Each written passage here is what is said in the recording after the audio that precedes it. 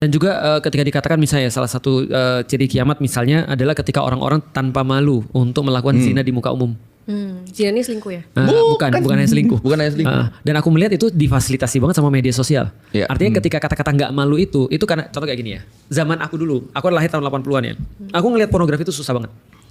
Aku nyari pornografi zaman dulu itu kalau nggak di CD laserdisc tapi bukan CD biasa, atau nggak laserdisc yang gede, seperti ini, yang gede. yang gede banget laserdisc itu pun mengandung cuma beberapa pornografi, paling cuma mohon maaf buka baju dan segala macam. Tapi sampai mohon maaf ya bersetubuh tuh jarang banget, gitu maksudnya. Terus aku nyarinya dari mana lagi? Dari cerita dewasa kayak gitu. Jadi ketika kita baca, tau kan ya, buku-buku cerita dewasa. Ketika aku pulang, aku dalam keadaan basah kuyup. Nah betul, kayak gitu. Tante Erni tiba-tiba main. Kalau zaman gue zaman 3GP sih. Lu di GP. Iya, zaman gue zaman Kalau gua 3GP. stensil gua ngalamin gua. Itu namanya stensil. Stensil gua ngalamin. Jadi bayangin lu ya, orang mau buat porno tuh susah banget, Fer. Karena di zamanku aku nggak tahu kenapa orang bisa hamil, serius.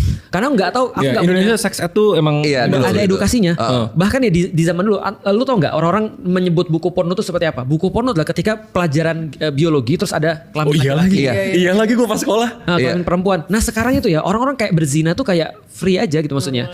Artinya mereka tanpa malu, mereka lagi contoh misalnya kayak lu tau gak sih orang-orang zaman sekarang buat konten kayak apa? Iya. Mereka buat konten-konten mohon maaf porno banget banget. Iya. Dan itu mereka merasa proud untuk itu gitu maksudnya. Nah itu salah satu tanda kiamat juga. Tapi gue ada pertanyaan, kita balik mundur ya. Ya.